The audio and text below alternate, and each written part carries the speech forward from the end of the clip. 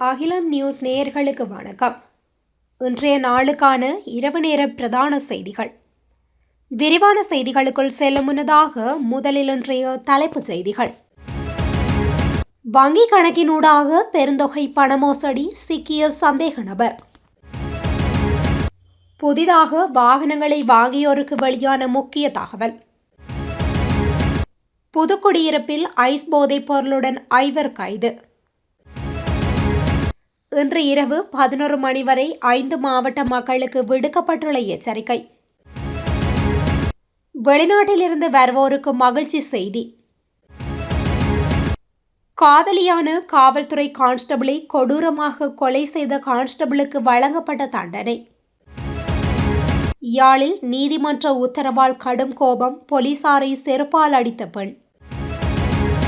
மின்கம்பத்தில் மோதிய motor cycle, இளைஞன் உயிரிழப்பு. வீட்டின் செல்ல பிராணியையும் விசாரணைக்கு அழைத்து வர தயார் நாமல் ராயபக்ஷவின் நையாண்டி பேச்சு. என்பிபி ஆட்சியின் கீழ் உண்மையான சுதந்திரம் நாடு முழுவதும். தொடர்பென விரிவான செய்திகள். பண மோசடியில் ஈடுபட்ட சந்தேக நபர் ஒருவர் சட்டவிரோத சொத்துக்கள் விசாரணை பிரிவின் அதிகாரிகள் குழுவினரால் கைது செய்யப்பட்டுள்ளார்.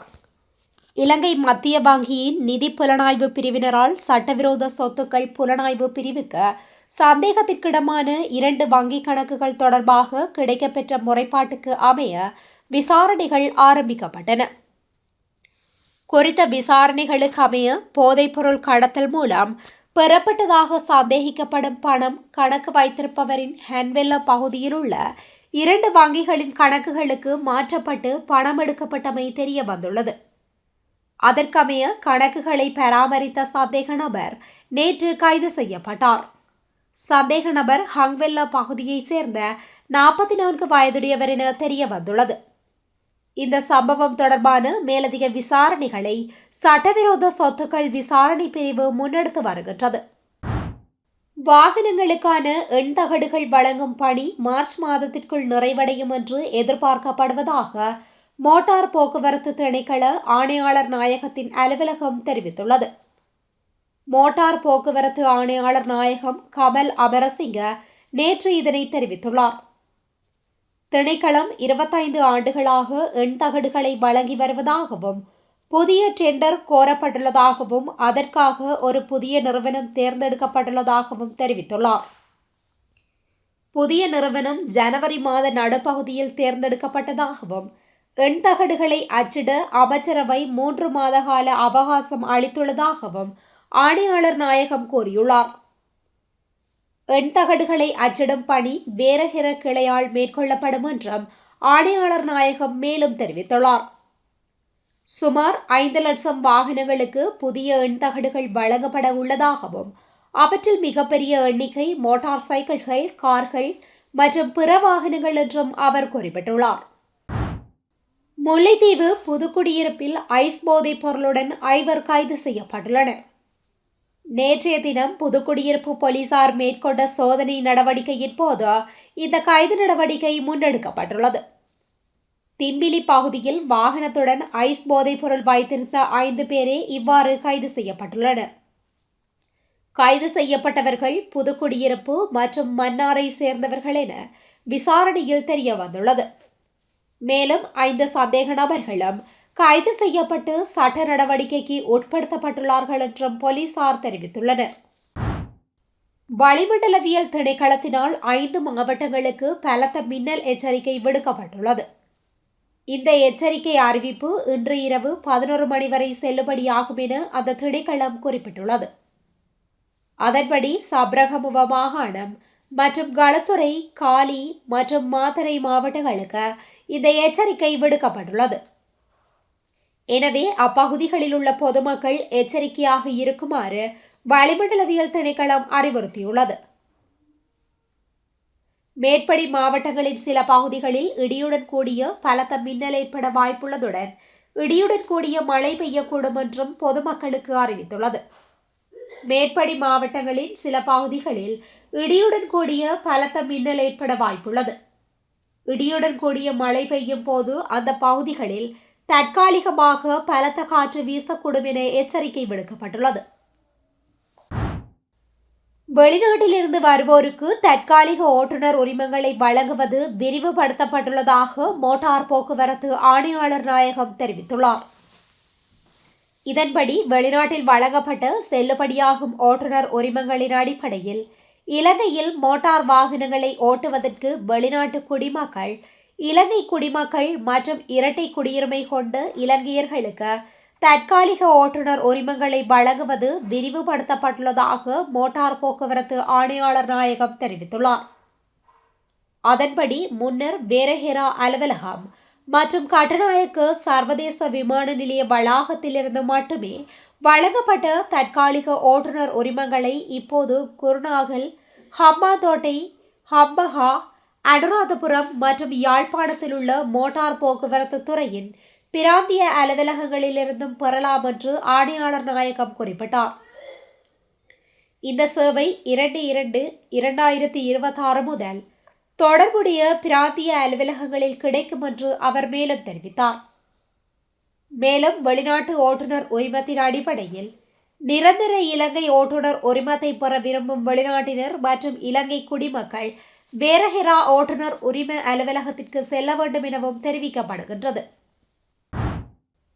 தனது இளம் காதலியான கான்ஸ்டபிளின் கழுத்தை அறுத்து கொடூரமாக கொலை செய்ததற்காக ஒரு கான்ஸ்டபிளுக்கு கொழும்பு உயர் நீதிமன்ற நீதிபதி ராஷ்பி சிங்கப்புலி மரண தண்டனை விதித்தார்.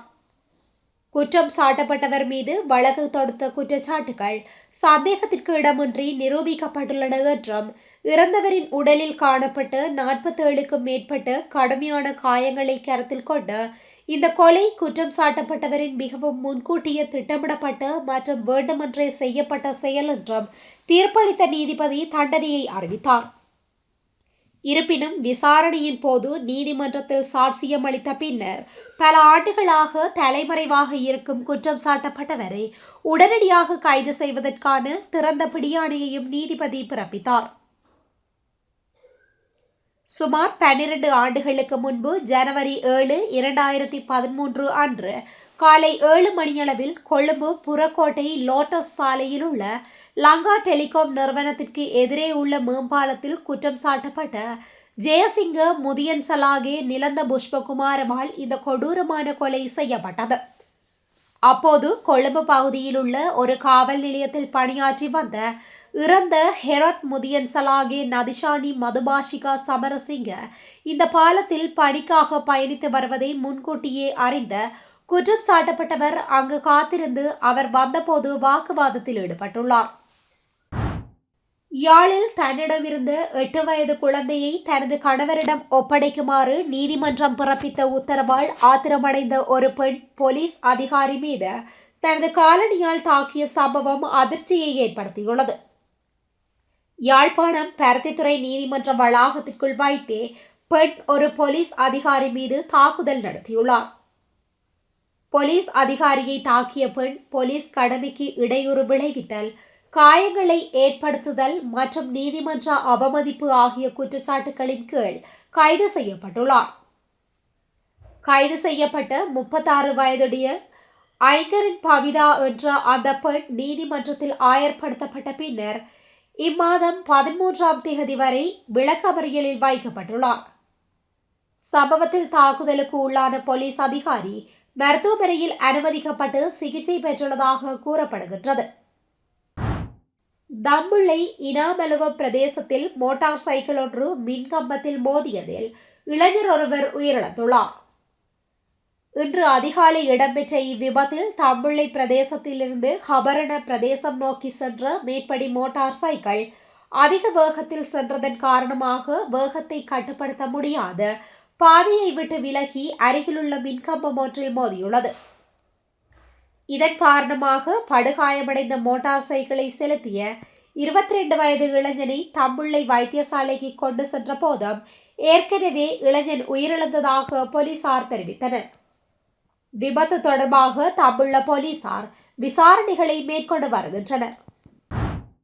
அரசாங்கம் விசாரணைக்கு அழைக்கும் எந்நேரமும் நான் உட்பட அம்மா, அப்பா, தம்பி வருவதற்கு தயாராகவே இருக்கின்றோம்.